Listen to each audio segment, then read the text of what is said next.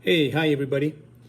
So today I made a video in a private group that I have on Facebook, but I decided to put this fly on in an English version on my YouTube channel because it's such a beautiful fly for salmon. It's called a golden Garry. All right, it's normally made, mostly for tube flies, but here in Quebec we use a lot of single hooks and stuff like that. People are not using tube that much in North America in some places, so I adapted this fly to make it on a single hook. So that's what I'm going to show you today, how to make this little fly here. Okay, so I'm going to put this one here, and I'm going to try this hook. Okay, the hook I'm using is a Daiichi 5061. Okay, it's a nice large hook. It's a 1.5 length. Okay, so for the thread I'm using a Fly 12 nano thread. All right, I like this thread. It's really strong. So first thing I'm doing is I'm tying just behind where the hook meets the shank of the hook to tie that off. Then I'm going to bring this back towards the back a little bit. Whoop. I guess I didn't cut that off. All right. Then I'm going to go back a little bit here to where I want to start to make the tag. So I don't want to put any thread on the tag. So what I'm going to use for the tag is what we call a mirage tinsel. This is a large mirage tinsel. So I'm going to use that. So what I'm going to do is I'm going to cut it, make a little dent in it, pointy, like this, so that I can tie it, okay? So when I tie that, what I do is I tie it by the little point facing like this. So when it's tied, it's already ready to turn around the hook, okay? And it doesn't make any bend in it to make any, okay? So you see, I'm gonna start tying this off, and I'm gonna make a back and forth with this. I wanna go back and forth, going to where I want, and then come back forward to finish it off. So we always double it. So that way we make sure that we get the nice mirage. If you just do it once, you might see a little bit of the black hook there, and it's not what we want. Next step, what I'm going to do is I'm going to come forward here to where I started, and here I'm going to use some Legarten oval tinsel. This is a medium oval gold. So this is the one I'm going to use. I'm going to take about 6 inches here. And then what I'm going to do is I want to tie it underneath the hook, because since it's oval, it's going to be flat underneath there. So I'm going to tie it like this, and I'm going to bring it all the way back just to where meeting the mirage tinsel that we made. The reason I do it like this is because I want a uniform body, and also this allows me to have, a tinsel that's not going to come out or anything like this. The next part we're going to do is I'm going to use this here, some Frodene Hot Magma Yellow braid. Okay, this is a stuff made by Michael Frodene. It's called Hot Magma Yellow. So I'm going to use a piece of that. I had one over here for a fly that I made before. So here I'm going to start at the center of the hook, and I'm going to use the same thing, which means I'm going to start here, and I'm going to go towards the back like that, to where I started and where my tinsel is. Just like this. Because we want to do the body in two parts. So now I'm going to take the Hot Magma Yellow braid, and I'm going to come forward with it and do the rear part of the fly like this. And I'm going to tie this off right here. You cut that.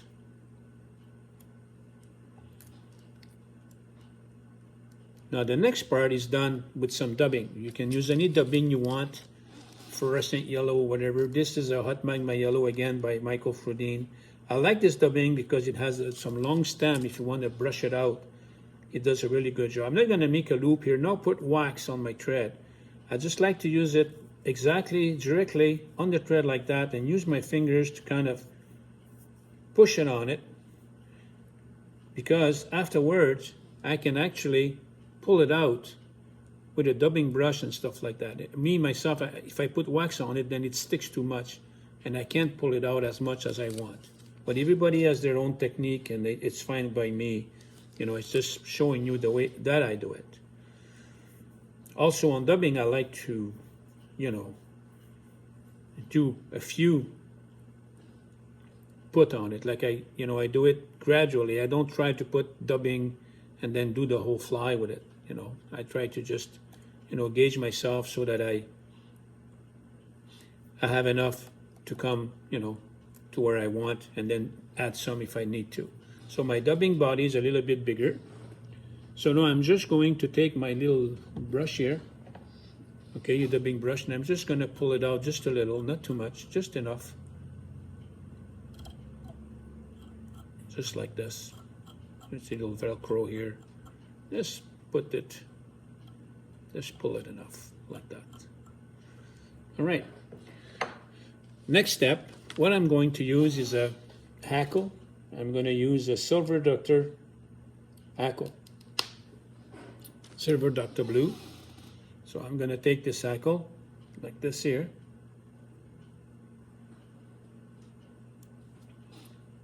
Going to tie it here in the front.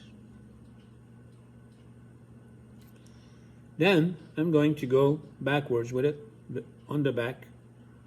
So make a few turns, not that many. And I'm going to 4 or 5 is plenty.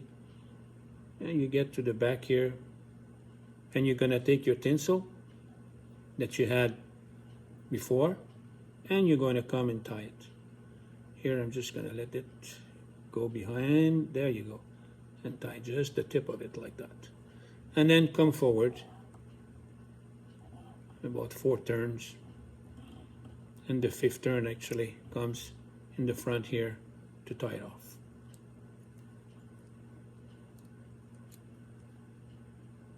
Cut this off. Cut this off. Then I like to retake my brush a little and come back just so that the hackles that have been stuck, the little fibers, I can take them out. You know, they got stuck together, whatever. Then take some of the little dubbing out still and just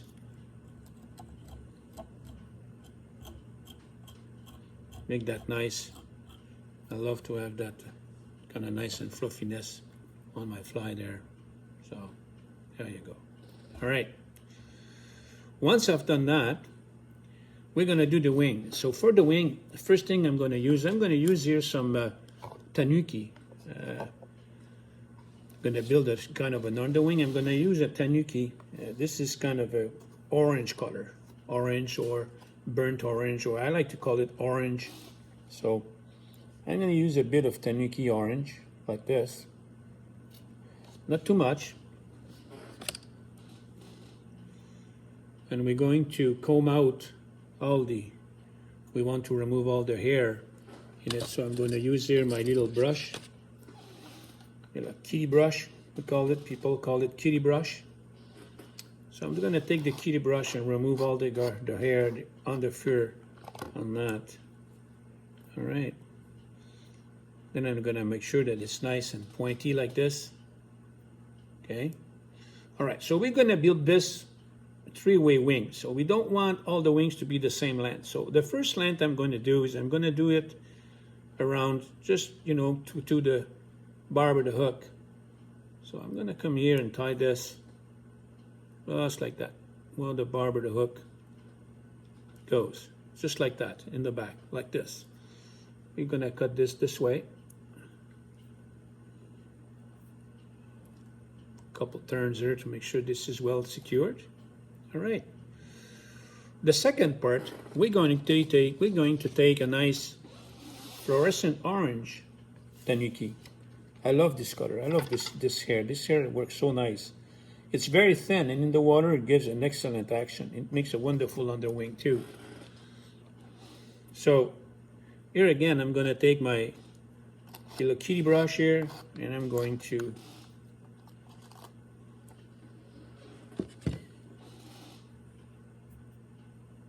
take this, make sure that I have it nice and pointy like this. Okay, you don't want the hair all equal. You want them pointy like this so that it finishes thin. So now I'm going to put that just a little bit longer to come here, about here, to the curve of the hook. So there, I'm going to tie this in like this. Like that. So now my wing has two parts. And you see it's kind of building up. We're going to cut this like that. And come forward a little bit. Okay, so after we put the orange here, what we're going to do is we're going to take some hot magma yellow angel hair here, a little bit of angel hair, and we're going to come and put this here in the front like that. And then I like to do is I like to bring it back and put it a little bit so it kind of envelopes the wing a little bit. Then I like to lift it up, take the hair away, and then cut it different length going towards the back, like this, so that it's not all the same length. Because what happens when it's not all the same length is the flash, instead of flashing throughout the wing, it flashes all at the end, it flashes all the way at the end. So you don't want that. And then the last part I'm going to take here some temple dog. This is banana yellow temple dog. So I'm going to take a little banana yellow temple dog here.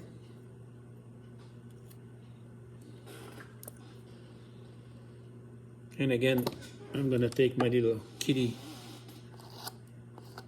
cat brush.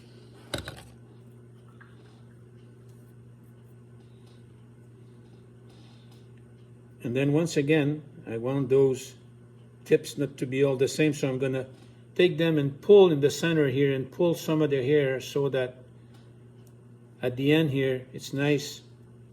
The tips are not all the same, you see? Then I'm going to put that just a little bit longer than the last one. And I tie this right here, just like that. And there my wing is complete now, okay? We're gonna cut this off.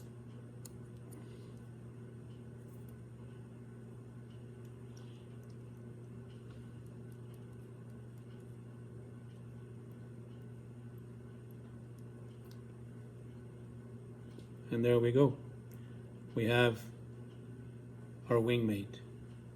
You could also put, if you wanted, some crinkle flash on it and stuff like that, but I don't because I've already put the angel hair on it. Now for the hackle, you can use two things. You can use a wet fly hackle like this, or you can use, like I'm going to do here, a mini marabou. Mini marabou is like, it's a thing developed in the Scandinavian country where they use mini marabou as hackle. Because the thing is that mini marabou is very small, it's just like a hackle, but in the water it moves so much better, it gives so much more action to the fly. And personally, you know, we all have our little ideas on what, you know, works and what doesn't work. But myself, I like action reaction. So I'd like to give an action that's gonna bring me back a reaction. So that's why I use a lot of mini marabou in my flies, even single flies, not tube flies, so that I can give an action in the water to create a reaction from the fish. So that's me. You know, we all have our views on that and everything, but anyway, here I'm gonna take my fly and with my wet finger, I'm gonna take the marabou and I'm gonna turn it just like you do a normal hackle. And you can control it just like you do a normal hackle, except that the fibers, they're from a mini marabou plume, like this. Make another turn. Now some might say, well, that's too much hackle. Remember that marabou inside the water, okay, is gonna lose about 80% of all of its density. So it's not making the fly bulky, because once in the water, it's gonna be a lot less bulky.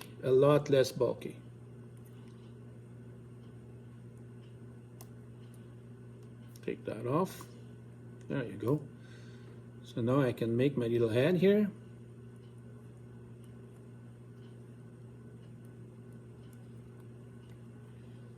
And there I have my little marabou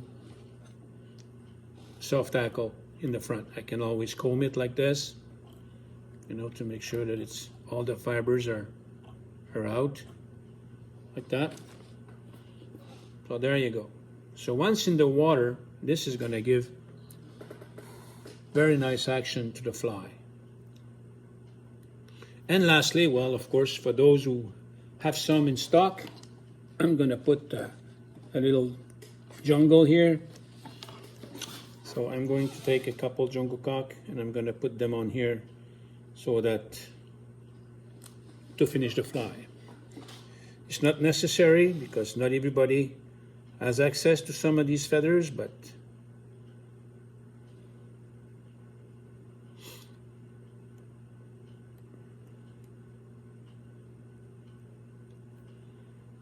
I like to make it a bit about as long as the marabou when I put those on, so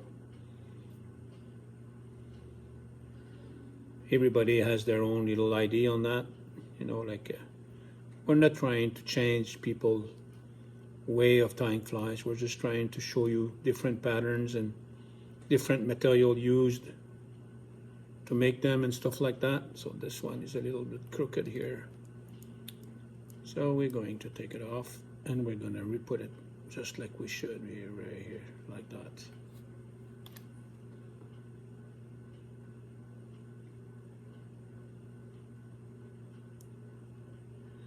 There we go. There we go. That's what we want. I'm gonna take this off.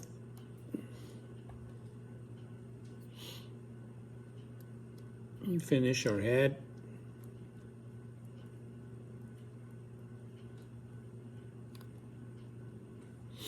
What I like to do for the head here is I like to take some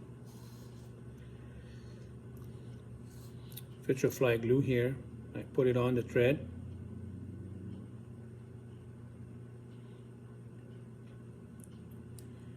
And I come finish my fly with it like this so that it doesn't go anywhere. And then once that's dry, I'm going to put some lacquer on top of it. But this way, there's no way that this fly is gonna, the head is gonna come apart.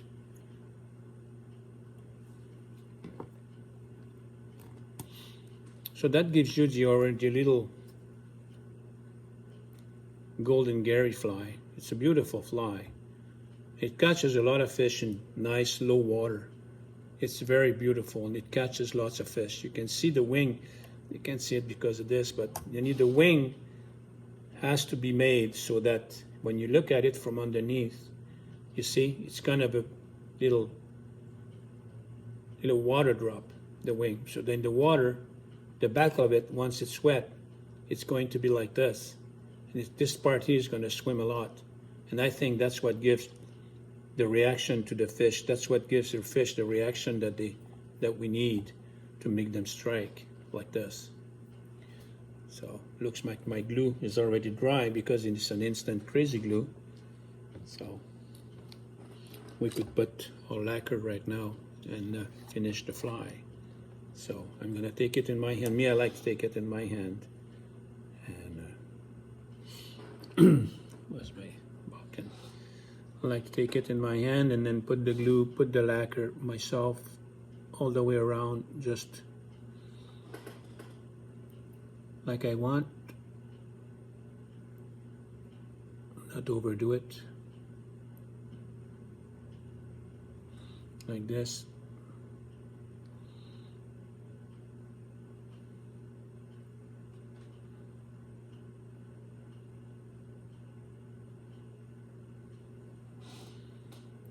And it gives us this fly. Just a little bit missing here. Like that. There we go. So there we go. Our head nice lacquered. So that gives us the fly.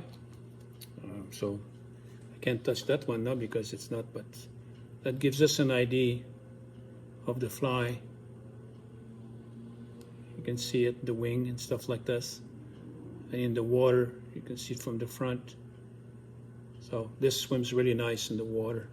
It's a very, very, very good fly for clear water. I don't know. Thanks for watching us. I wish you a nice day.